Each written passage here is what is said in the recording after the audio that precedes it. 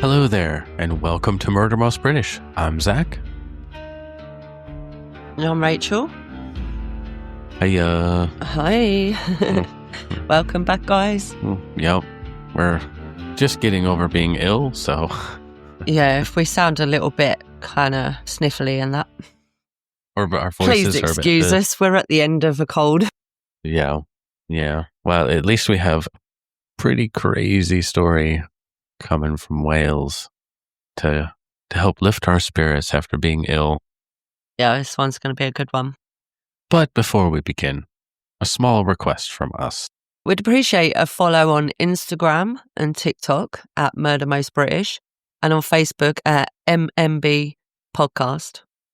Also, join us in the public crypt chat, our free Discord where you can talk cases, share theories, and read the latest news from the archive. Your support really helps the archive grow and ensures no story is ever forgotten. So now, the next file is ready. It was the kind of flat that people forgot existed. Upper floor, Tremicum, and this is all in Welsh, so we're going to do our best. Yeah. Flats in Bethau, near Pontypridd, a concrete block where the wind seemed to hum in the pipes. The curtains in number 14. Neighbors said the woman inside preferred it that way. Her name is Sabine. Elegant, eccentric, impossible to read. She wore wigs the color of champagne, smoked at her window after midnight, and told stories no one could prove. Some said she'd been a singer, others a spy. No one ever saw the truth beneath the performance. When she died, the building fell quiet. For the first time in years, that door stayed closed. And in the silence she left behind, something waited. She was born in the Rhondda Valley village of Leigh in 1941. Yeah, I'll say she's a big storyteller, and she's a yeah. So like, is she Leanne? Is she Anne? Is she because Leigh Leigh, or is it Lee? She just changed whenever she wanted. So that's the thing with this story. It was so hard to differentiate fact from fiction because she would tell stories all the frickin' time, and you're just like, was that true? Was it not? I don't know. You just like, you got any sources? Trust me, bro. That's how she was. Just trust me. I'm telling the truth. And then she'd just ramble on some other fucking weird story. So. Deary me. Well, a coal belt child in a place where dust settled on every windowsill and the hills carried the hum of the mines. Her father worked underground. Her mother left early. What remained was a daughter with a taste for reinvention. Even at school, she preferred costume to uniform, lipstick to arithmetic, a girl rehearsing the art of appearing other than what she was. Like a chameleon, yeah. But by the time the 1950s rolled around, she moved to London, training first as a nurse and then drifting toward hairdressing and cabaret work, anything that offered mirrors and applause. She told acquaintances she was meant for more than the valleys. The world, she said, was waiting for her. Yeah, I've come across a lot of people that time that seem to, head off to London because that's where everything is and the big better life and all of that. So a big city. It's kind of like in America. People go to New York. Opportunities. Yeah. I got to go to New York City to find myself and all that. Well, it was in that city that she met John Sabine, a Welsh-born accountant several years older than her, a veteran of the Korean War, cautious and neatly spoken. Where she shimmered, he steadied. They married in the early 1960s, a pairing that puzzled some and seemed to others inevitable. Order drawn to chaos, restraint to theatre. The marriage produced 4 children in Britain before opportunity or escape carried them farther still. By the mid-1960s, they had emigrated to New Zealand, chasing post-war prosperity and distance in equal measure. There, amid Auckland's humid sprawl, a 5th child was born. Photographs from those years show Leanne, as she began to call herself, smiling in sleeveless dresses beside a husband already fading toward the background. Well, domestic life proved fragile. She had dreamed of stages and cameras. He counted shillings. By 1969, the tension reached its cruelest expression. One morning, the couple abandoned all 5 children at an Auckland nursery, promising to return, but they never did. The children, aged between 2 and 11, were placed into care while their parents vanished across the Tasman Sea. Man, that's harsh. That's pretty fucked up. I mean, peace out, kids. It was fun. Bye. 5 kids and you just, bye, I'll be back, but bye. No, I couldn't do that. Yep, that's crazy. But anyway, so in Perth, Western Australia, the Sabines reinvented themselves as Leigh, L-E-E, and John Martin.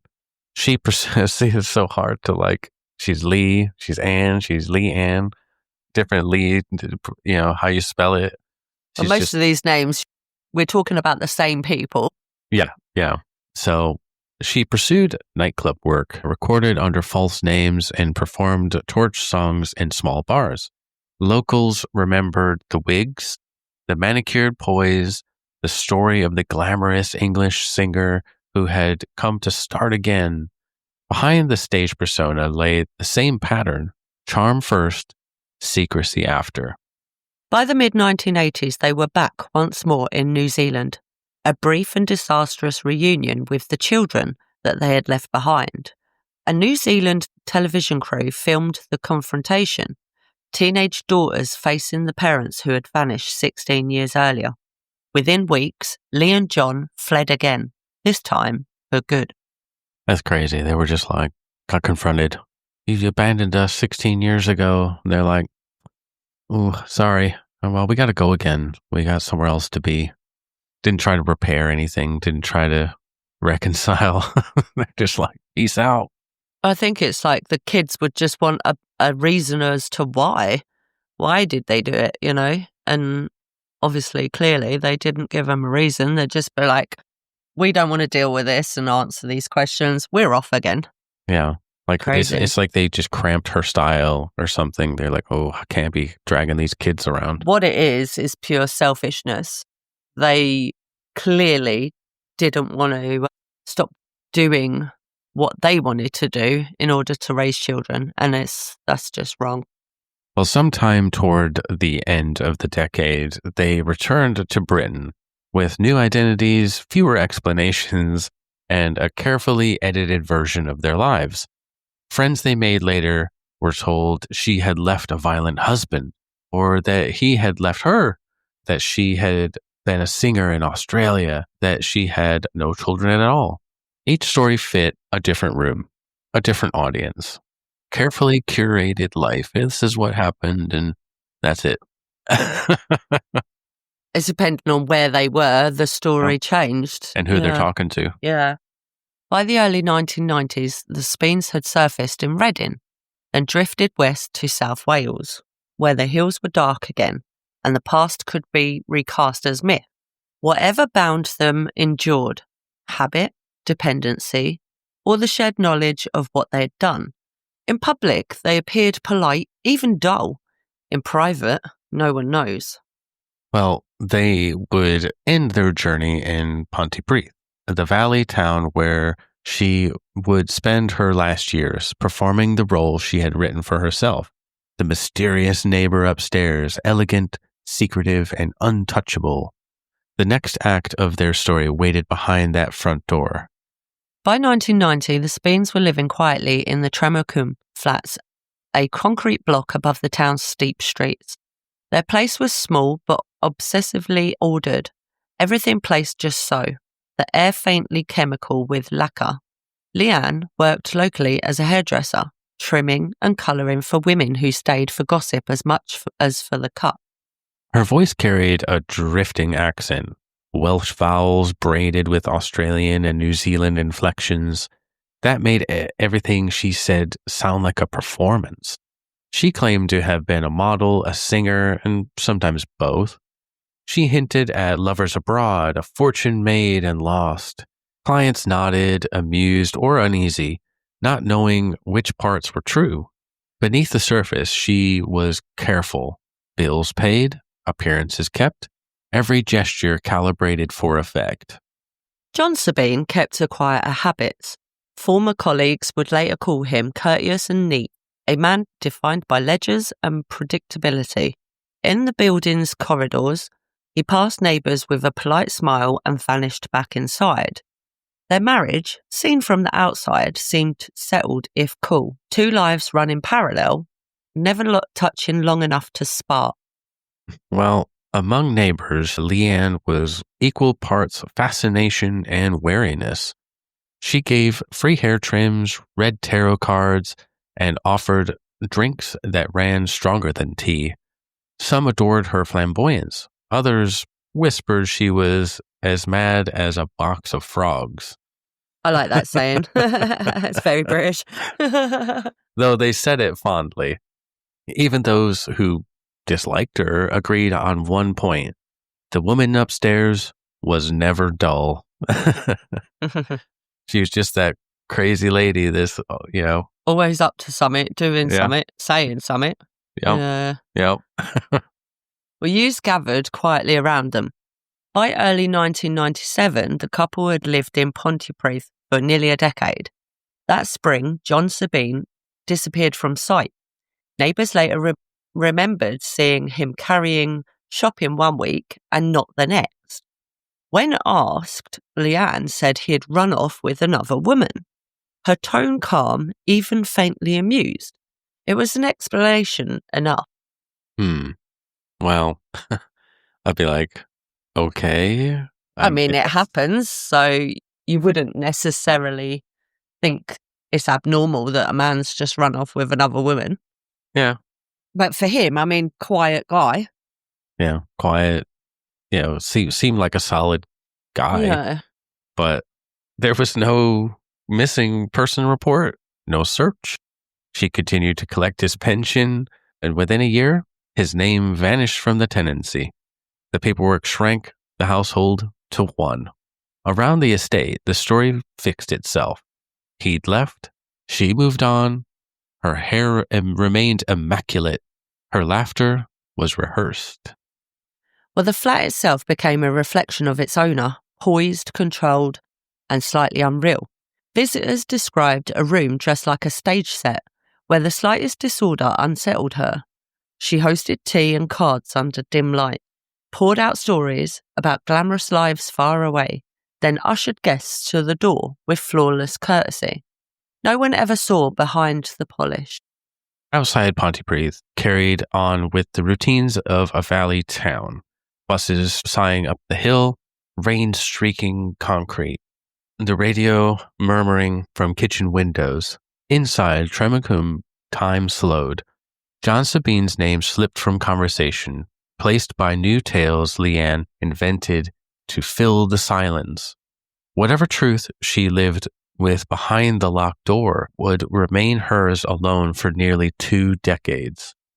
Well, one evening, as the valley lights flickered below and mist thickened over the roofs, she drew her curtains tight and let the flat fall into stillness. The world outside believed she was alone, and from that night onward, it was true. Okay, so by the autumn of 2015, the performance had thinned. On the upper floors of a concrete block in Pontypridd, the woman with the champagne wigs and precise lipstick moved more slowly, listing slightly as she crossed the kitchen lino. The stories still came, snatches of London, hints of cabaret, but her breath shortened, and the pauses grew longer. When neighbors knocked, she met them in a crushed velvet dressing gown and smiled as if the scene were under her control. The laughter still arrived on cue, but the body behind it was failing. Hospitals stitched the weeks together. Royal Glamorgan's landscaped paths, the taste of ward tea, a nurse's patient voice. Among those who visited was Michelle James, her downstairs neighbour and closest friend. Michelle brought cigarettes, small meals, and the warmth of a steady presence. She often came with Rianne, another friend drawn to Leigh's eccentric charm. and the strange humour she used to hide her decline. In those final visits, Leigh joked about a skeleton, an old medical prop, she said. The sort of thing students hang from a hook. Wouldn't it be funny, she teased, if someone found it after she'd gone and tucked it into the attic to startle the next tenant? The line lingered like perfume, sweet, deliberate, and unsettling. Leanne died on the 16th of October 2015, and the flat above the shared patio falling still in the days that followed. The funeral came on a gray Tuesday, the 10th of November. Brief hymns, a slim crowd, a eulogy that praised her brightness and left the dark unmentioned. Back at Tremacum, her friends stood in the corridor, not quite ready to scatter, their reflections doubling in the staircase glass. Curtains stayed drawn, the hallway bulb hummed, the keys waited in a dish by the door. 2 weeks later, Michelle returned with Rianne to help clear what was left behind. Against the wall beneath a wooden plant holder lay the thing Leigh had teased them about, a long grey bundle, wrapped and wrapped until it had the blunt shape of a parcel. Damp had stained the outer layer. A joke, they told each other. A final wink from the woman upstairs. In the kitchen they found knives and returned to the cold. They began to cut.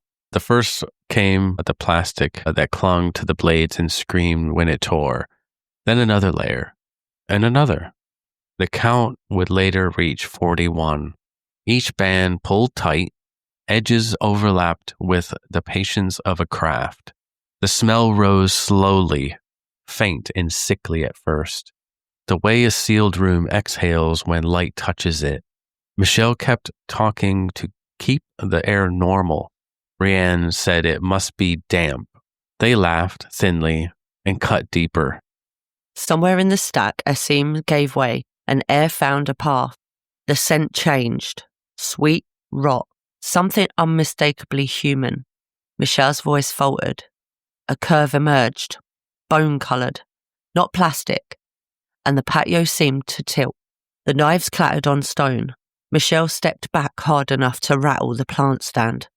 Inside, a kettle clicked off, and nobody moved to pour. Cool, she said, the word catching. The phone lit the damp air blue. They dialed 999. On the landing, a neighbor paused, hearing a voice reciting an address, low and shaking. Rianne tapped the railings. Somewhere a door closed, then another. The patio waited in its square of pale daylight. The bundle opened just enough to show what it was not, and not yet enough to say what it was. Blue lights always look colder against wet concrete.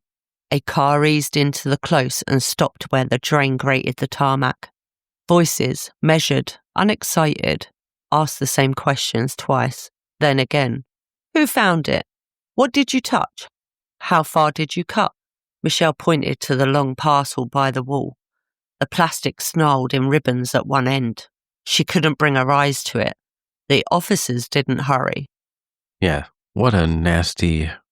You're just there to help out and clear up after a friend, you know, an older lady that you befriended, and then she's like, oh, don't worry about that skeleton out there. Oh, God. Hang it up in the attic to scare people. That is awful. Absolutely awful, lady. Yeah, me. Well, okay, so the tape went up in slow rectangle that pressed the patio out from ordinary time. A constable stepped inside to steady the witnesses with the vocabulary of procedure. Sit here, breathe, a glass of water perhaps, and the hallway began to smell of wet coats. Outside, an officer crouched and looked without touching, head tilted as if reading a difficult photograph. He radioed the phrase that changed everything. Possible human remains. The bundle waited, plastic glistening, the cut end showing the first pale truth. More officers came, soft-soled on tile, then scene of crime, then the pathologist, white-suited, eyes narrowed against the rain. The patio's geometry, planter, wall, flagstones, became coordinates on a quiet map. They worked in murmurs and nods. every movement carried the rhythm of a ritual designed to fend off error. They did not wrench or tug. They eased. Plastic lifted in careful sheets, a corner at a time, revealing first fabric against skin, then the brittle language of bone. Breath caught even among the practiced. The stench arrived in a wave, age and confinement, water and time. A body, they could now say, a body wrapped, sealed, and kept. On the other side of the tape, the flats watched from behind curtains. A child asked a question that an adult did not answer. Rain on the railings picked out a rhythm that felt like memory. Tap, tap, pause, tap, tap. In the kitchen, cups cooled untouched. Michelle stared at her own hands as if they may explain themselves. Rianne looked at the knives in the sink and turned them face down. The building had always been the same shape. Only the air inside it had all changed.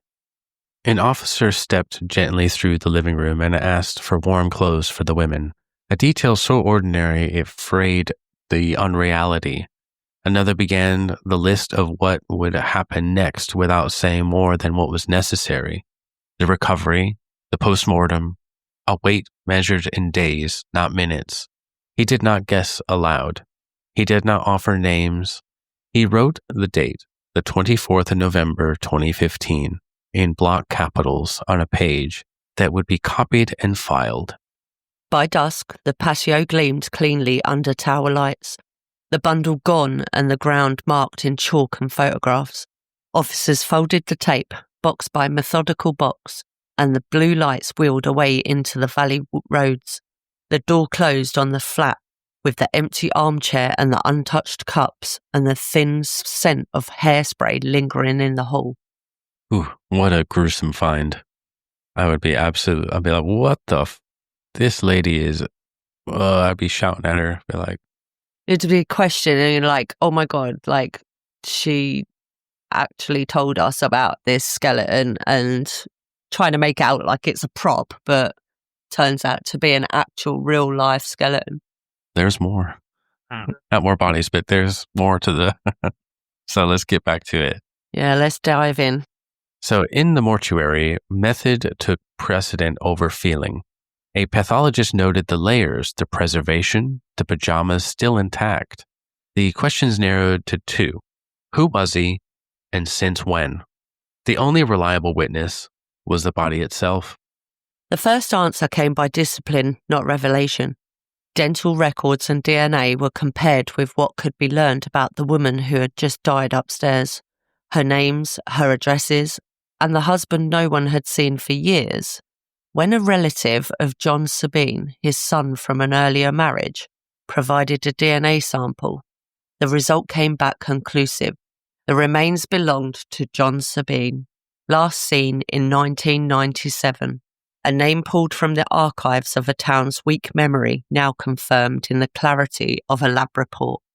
That would be so horrible for his son to have to do that. Like, his father just disappears for 17, 18 years, never hear from anything. And then you find out this is what, I feel so bad for him.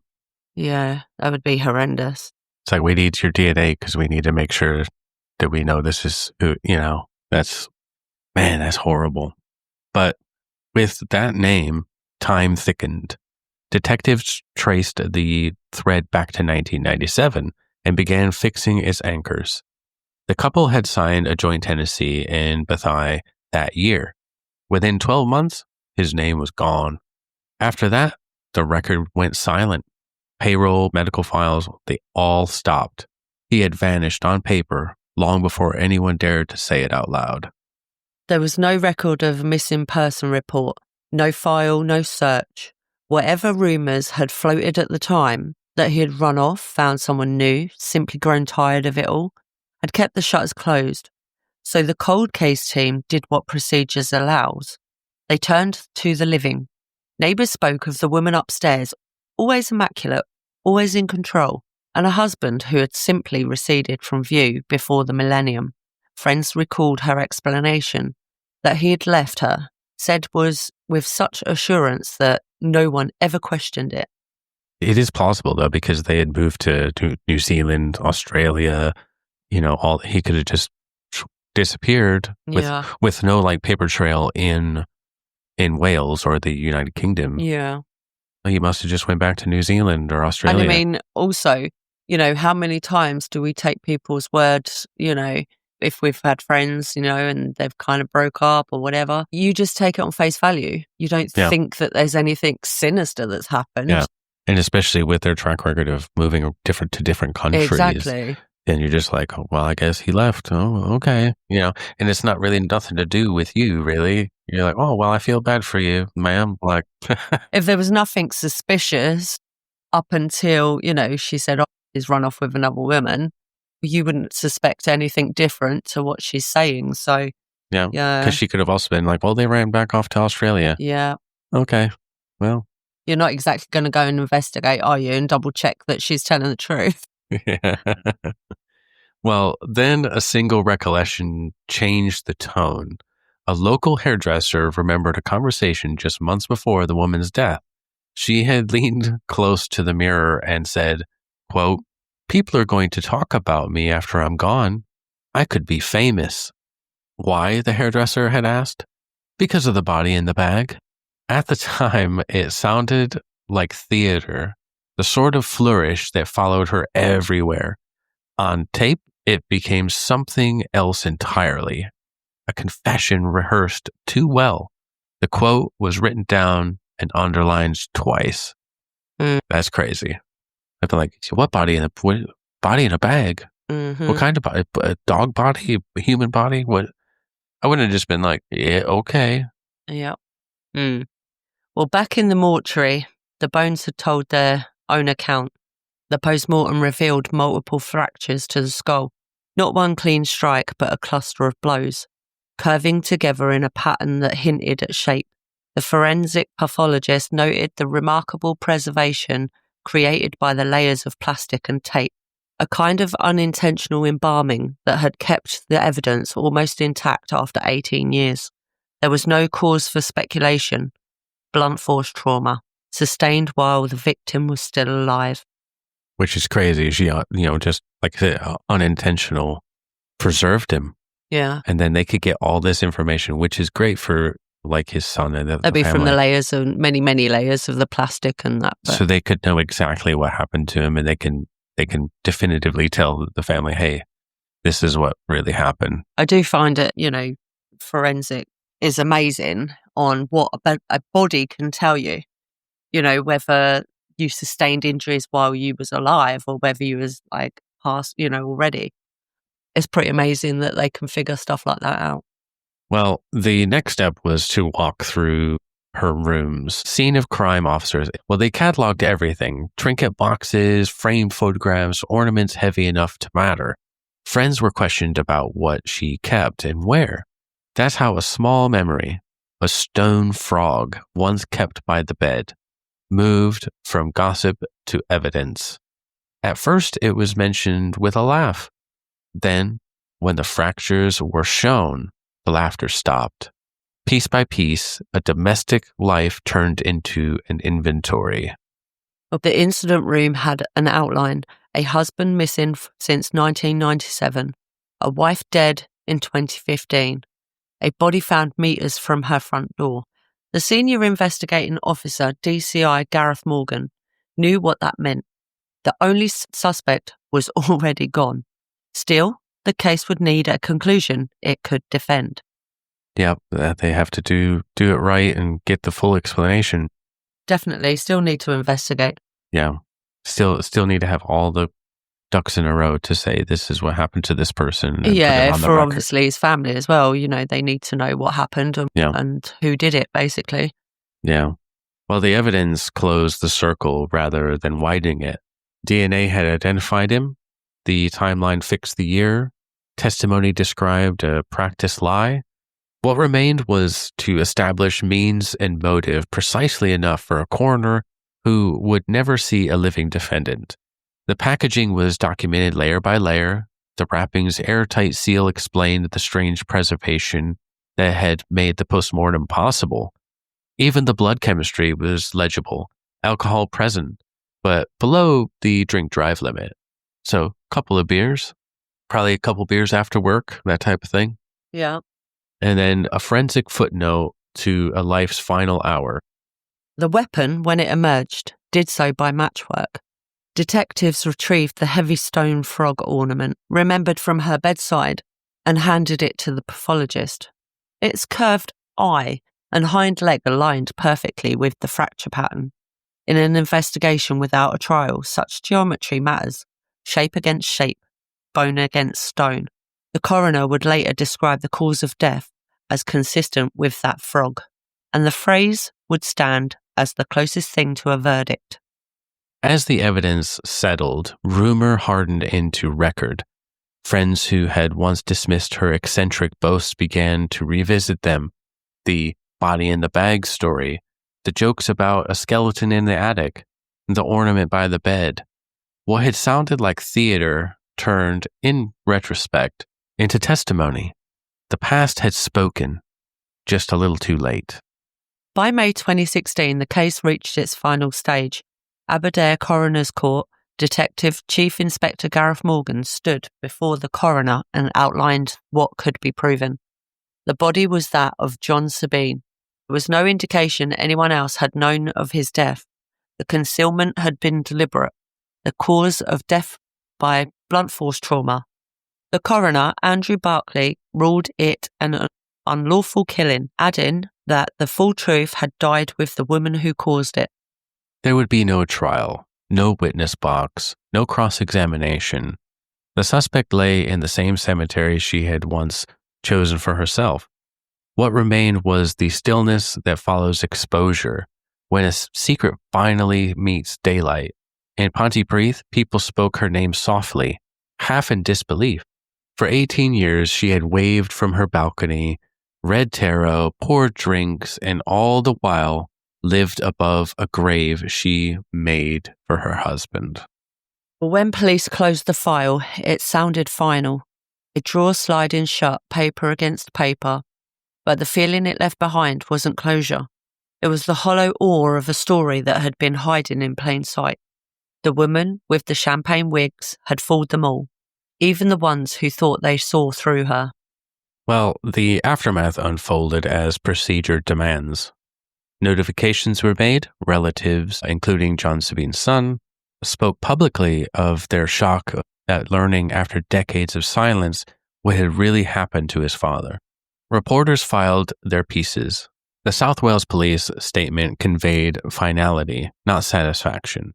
The coroner's verdict went into the registry in his careful type. In the station, an officer clipped the last witness note to the back of the file. Every case ends with a sound. In this one, it was the quiet slide of that file drawer closing on a story whose central voice would never answer back.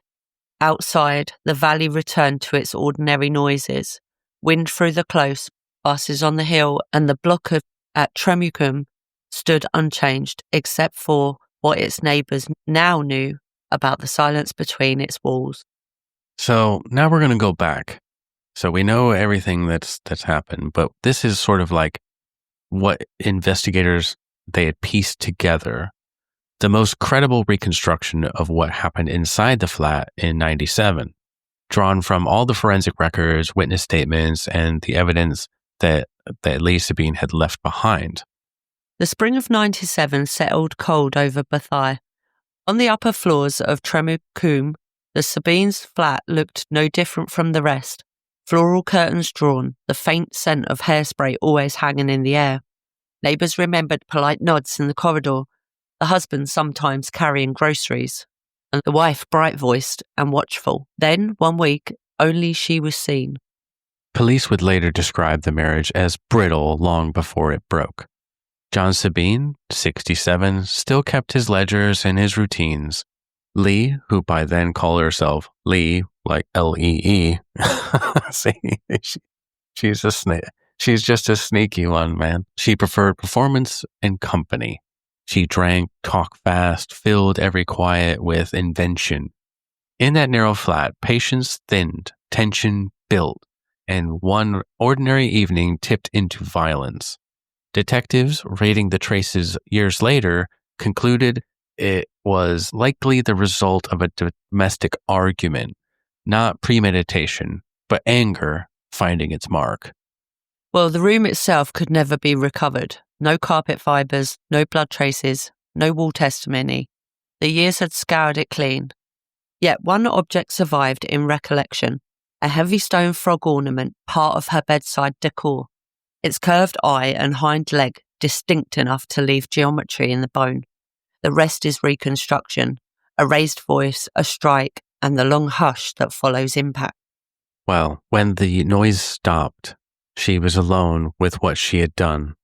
Somewhere in the building, a radio murmured through the plaster. Outside, the valley rain began. She might have sat still for a while, waiting for movement that never came. What followed was not panic, but method. She fetched plastic, tape, and anything to hand. A body became a bundle. Shock became a plan. Before dawn, the flat looked ordinary again. Bedding washed, surfaces polished, curtains drawn back to the same grey light as every other home in Tremacum.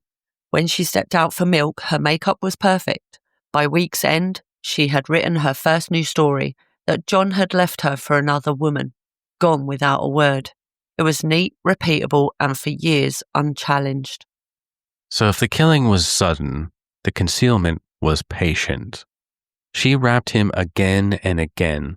Layers of plastic sheeting, shopping bags, roofing felt, each smoothed tight until air itself was locked out.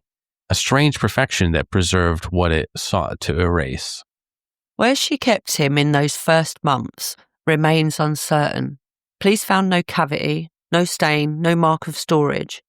Neighbours remembered furniture being moved, cleaners hired, carpets steamed washed.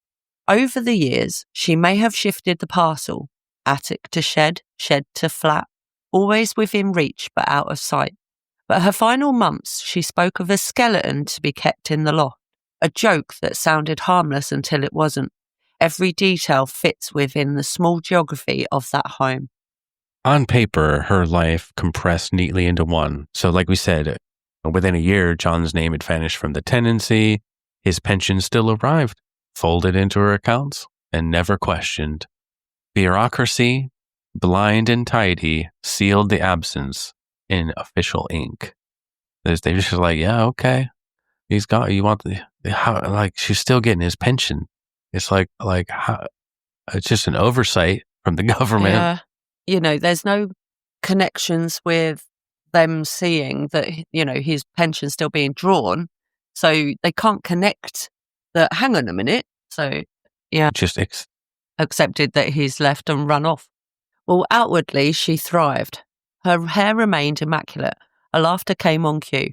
She entertained neighbours with the tarot readings, tea and drinks that blurred the edges of recollection. Her stories shifted with her audience, sometimes the wronged wife, sometimes the glamorous exile. Not one of them included the man inside the wrapping. Yeah, the flat itself became part of the disguise. Every mirror shone. Every cushion sat straight. The air scented with lacquer and smoke. Visitors saw control, not concealment. The violence beneath her floor grew into just another piece of furniture, always there, never acknowledged. There were so many, you know, the body being wrapped so much. There was no way of smelling anything, you know, crazy. And she just kept adding, just kept adding to it. As soon as she probably smelt like something, she'll just wrap again a few times. Yeah, it's like, oh, need another wrapping. Jesus. Well, years gathered like dust she refused to let settle. Birthdays came, pensions renewed, and still the secret held. By the time that illness began, its slow work in 2015, the parcel had aged into the architecture, a weight she would not name or move. Even then, she joked about her skeleton in the shed, a final performance delivered with perfect timing. That still gets me every time. It was a joke to her. It's about, you know, and it was a way for her to have one last performance. Yeah. So When she died that October, the silence resumed exactly as it had begun. Curtains drawn, mirrors dimmed, the flat, immaculate once more. Beneath it, sealed inside those layers of plastic, the truth waited for a knife to find it. The story that surfaced in Bethai in late 2015 did not burn out quickly.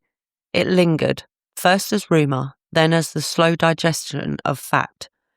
For months after the discovery, the residents of Tremucum spoke of almost nothing else. A woman they'd once visited for tea, whose laughter had filled their stairwells, was now the subject of a murder file.